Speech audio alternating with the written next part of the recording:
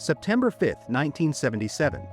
A rocket lifted off from Cape Canaveral carrying a spacecraft the size of a small car, weighing just under 1,800 pounds. No crew, no return plan, just instruments, a nuclear power source, a radio antenna, and a gold disc bolted to its side. The people who built it were not thinking about forever. They were thinking about Jupiter, about Saturn, about getting close enough to photograph worlds nobody had ever seen up close. They did not realize they were also building the longest journey in the history of human civilization. Because right now, today, that spacecraft is still moving, 25.4 billion kilometers from Earth, crossing a distance so vast that a signal traveling at the speed of light takes more than 23 hours just to reach it. And on April 17, 2026, just weeks ago, NASA sent one of those signals, a command to turn off one of Voyager 1's last remaining science instruments. Not because the mission is over. Because the mission has to survive a little longer. What you're about to hear is not just the story of a spacecraft. It is the story of the next 10 trillion years.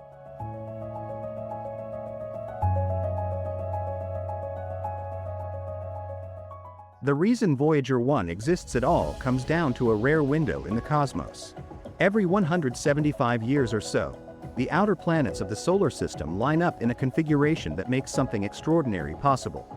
A spacecraft launched at exactly the right moment, at exactly the right angle, could use each planet's gravity as a slingshot, gaining speed, changing direction, and visiting world after world without burning a single extra drop of fuel. In the late 1970s, that window was open. And it would not open again until 2152. NASA called it the Grand Tour. The ambition was enormous: visit Jupiter, Saturn, Uranus, Neptune, and possibly even Pluto in a single mission. No spacecraft had ever attempted anything close to this.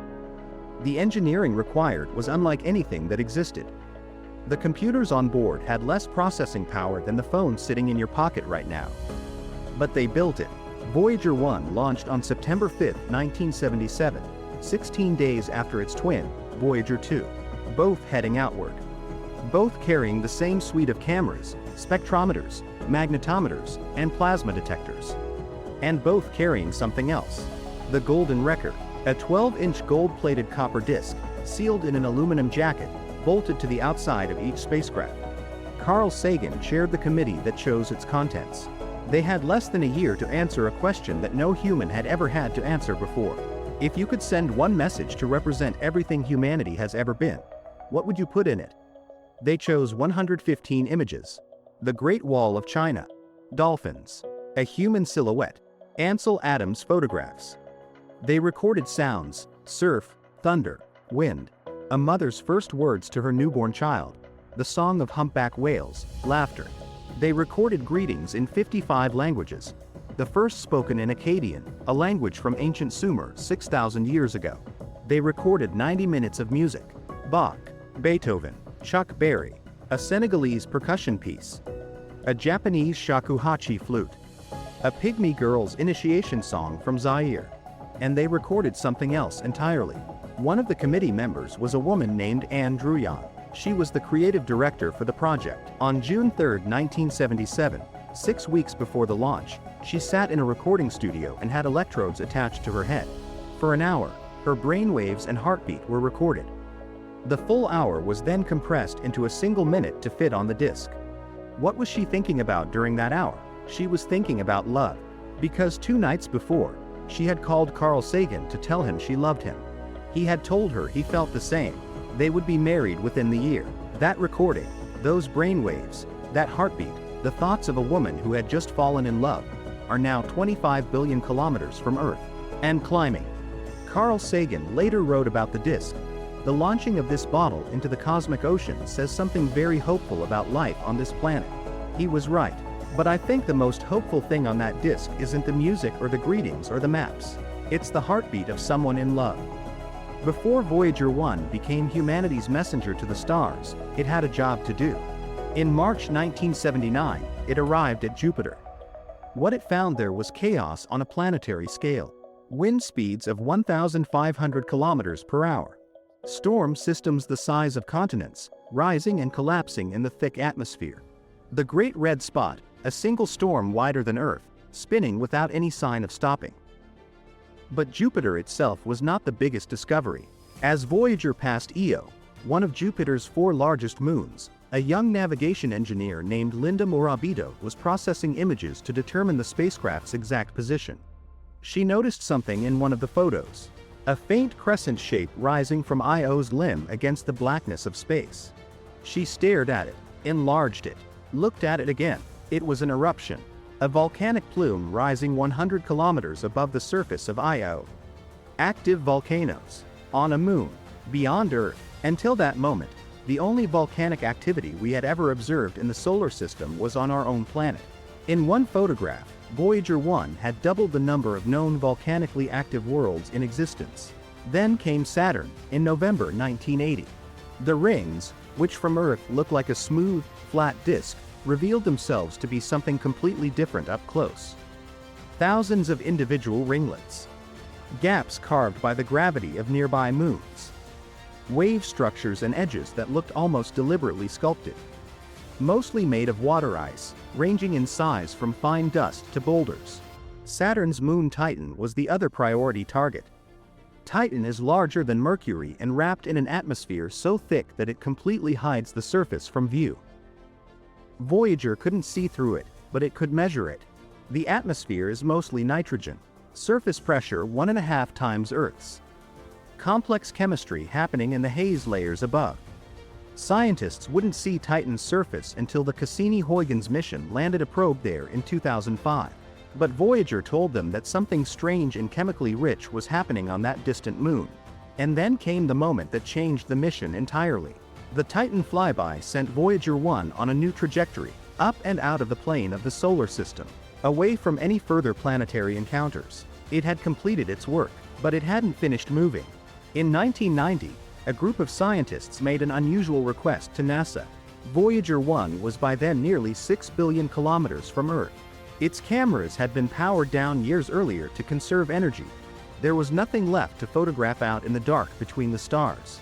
But Carl Sagan wanted one more picture. He proposed turning Voyager 1's cameras back toward the inner solar system and taking a final family portrait, a mosaic of photographs showing Earth and its planetary neighbors from the edge of the solar system. NASA agreed. On February 14, 1990, Voyager turned around. The images it captured showed the solar system as a collection of tiny dots of light suspended in the darkness. Neptune was visible. Uranus, Saturn, Jupiter, and Earth. Earth appeared as a single pixel of pale blue, caught in scattered rays of sunlight, an artifact of the optics, a brief gleam, making the planet look even smaller and more fragile than it actually was. Carl Sagan wrote about that photograph. He said, "Look again at that dot. That's here. That's home. That's us. On it, everyone you love, everyone you know, everyone you ever heard of, every human being who ever was, lived out their lives. The aggregate of our joy and suffering. Thousands of confident religions, ideologies and economic doctrines. Every hunter and forager. Every hero and coward. Every creator and destroyer of civilization. Every king and peasant. Every young couple in love. Every mother and father. Hopeful child. Inventor and explorer. Every teacher of morals. Every corrupt politician. Every superstar. Every supreme leader. Every saint and sinner in the history of our species lived there, on a mote of dust suspended in a sunbeam." After those photographs, the cameras were shut down permanently. From that point forward, Voyager 1 stopped looking back and started heading somewhere else entirely. Here is where the story gets personal. Voyager 1 launched with 470 watts of electrical power, generated by 3 radioisotope thermoelectric generators, which convert the heat of decaying plutonium-238 into electricity. They lose about 4 watts per year. After 49 years in space, that power has been drained to almost nothing. The engineers at NASA's Jet Propulsion Laboratory have been managing this decline for decades. Instruments have been switched off one by one, in an order the team planned years in advance, prioritizing the most scientifically valuable measurements and keeping Voyager 1 alive as long as physically possible. On February 27, 2026, something alarming happened. During a routine roll maneuver to calibrate the magnetometer, Voyager 1's power levels unexpectedly dropped. Mission manager Kareem Badarudin described the situation using the analogy of a trapeze artist. Fault protection is the safety net, but you never want the artist to let go. The team scrambled. Any further drop in power would trigger an automatic failsafe that could put the spacecraft in a state requiring months of dangerous recovery work. Their solution: on April 17, 2026, they sent a command to shut down Voyager 1's low-energy charged particles experiment, the LECP. The command took 23 hours to reach the spacecraft. The shutdown process then took 3 hours and 15 minutes to complete. That instrument had been running almost without interruption since 1977. For 49 years, it had been measuring the cosmic rays and charged particles of interstellar space, mapping a region of the universe no other human-made object had ever reached. Now it's off. 2 instruments remain: the plasma wave subsystem, which listens to electrical oscillations in the interstellar medium, and the magnetometer, which measures magnetic fields. That's it. 2 sensors on a 49-year-old spacecraft, transmitting data across 25 billion kilometers of dark space, powered by the slowly dying heat of decaying plutonium. But the engineers aren't done yet. They're working on something they call the Big Bang, a plan to swap multiple powered systems simultaneously for lower power alternatives, hoping to gain enough energy to keep at least 1 instrument running into the 2030s. If testing on Voyager 2 in May and June of 2026 goes well, they'll attempt it on Voyager 1 in July. And there's one more milestone coming. On November 15, 2026, Voyager 1 will become the first human-made object to reach a distance of 1 light day from Earth. That means light, traveling at 300,000 kilometers per second, will take a full 24 hours to cover the gap between Earth and the spacecraft. A command sent in the morning arrives the next day. A reply arrives the day after that. That is the world we are already living in with Voyager. That is how far it has gone. Let's follow Voyager forward. In approximately 300 years, Voyager 1 will reach the theoretical inner edge of the Oort cloud, the vast shell of comets and icy bodies that surrounds the solar system at enormous distance. It will take around 30,000 years to pass through it. In about 40,000 years, Voyager will pass within 1.6 light-years of a star called Gliese 445, currently located in the constellation Camelopardalis, 17 light-years from Earth. It won't stop there. It has no way to stop. It will simply pass nearby and continue moving. By then, Gliese 445 will actually have moved closer to our solar system. It's currently approaching at 119 kilometers per second. The close encounter will happen not because Voyager is heading toward it, but because the star is heading toward us. Nobody alive today will see this. Nobody's grandchildren will see it. Nobody's grandchildren's grandchildren's grandchildren will see it. When Voyager passes Gliese 445, the entirety of recorded human history, every civilization, every war, every discovery, every love story ever written, will represent less than 1% of the time that has passed since its launch. The golden record will still be attached, still sealed, still carrying those 115 photographs, those 55 greetings, those 90 minutes of music. Still carrying Anne Druyan's heartbeat. Will there be anyone out there to hear it? Gliese 445 has no known planets. But in 40,000 years, we simply don't know what might have changed, or what might exist in the space it passes through. Carl Sagan wrote that the record would be encountered only if there are advanced spacefaring civilizations in interstellar space. He called it a message in a bottle thrown into the cosmic ocean. And the ocean is very, very large. Now we stretch further. In about 3 to 4 billion years, something begins to happen to the night sky above Earth, or whatever remains of Earth by that point. The Andromeda Galaxy has been approaching the Milky Way for billions of years. The gap is closing at roughly 110 kilometers per second. Eventually, the 2 galaxies will collide, not like 2 solid objects. Galaxies are mostly empty space, but the gravitational interaction will be enormous. Stars will be flung into new orbits. The spiral arms of both galaxies will distort and merge. Over hundreds of millions of years, the 2 will settle into a single, larger elliptical galaxy.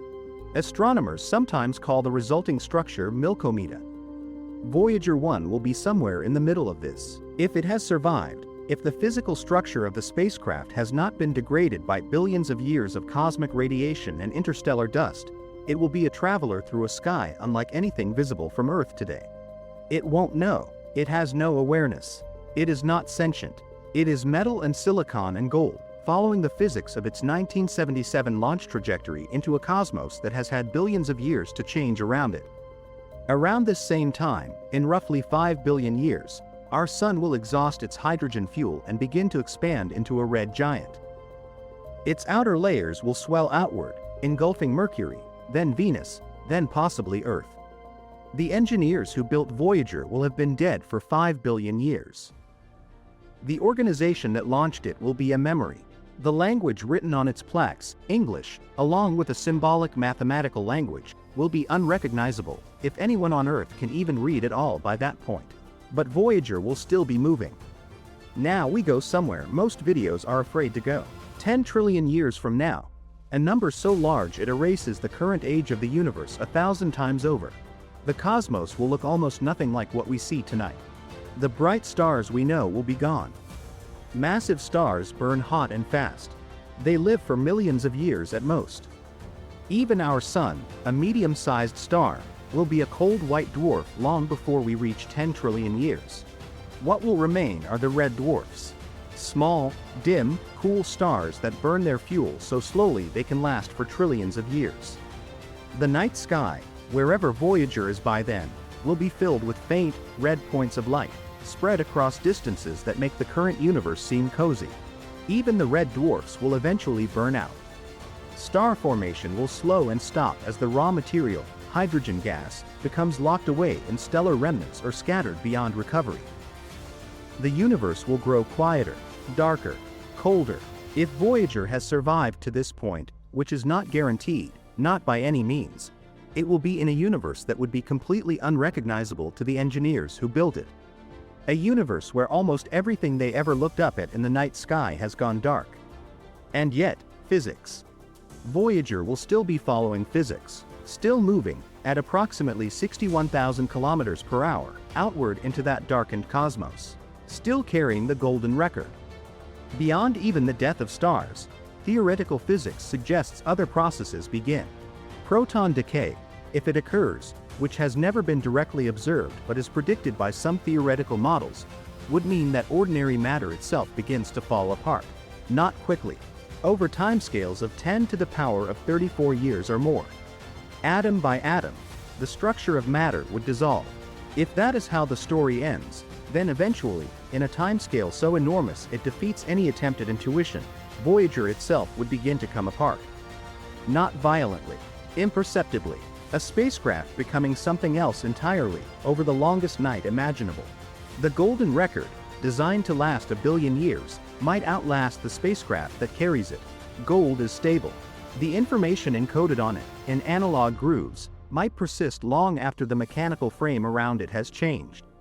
It is possible that the last surviving artifact of human civilization will be a gold disk containing Andruyan's heartbeat, floating somewhere in the dark. I've been thinking about Voyager 1 for a long time, and the thing that keeps coming back to me is not the science. It's not the distance, or the power levels, or the milestone of one light day in November 2026. It's this. In 1977, a group of human beings decided that a spacecraft going to Jupiter and Saturn should also carry a message. Not because it was practical, not because anyone asked for it, but because it felt wrong to send something into forever without trying to say something. They chose music. They chose laughter. They chose the sound of a mother talking to her child. They chose the heartbeat of a woman who had just fallen in love.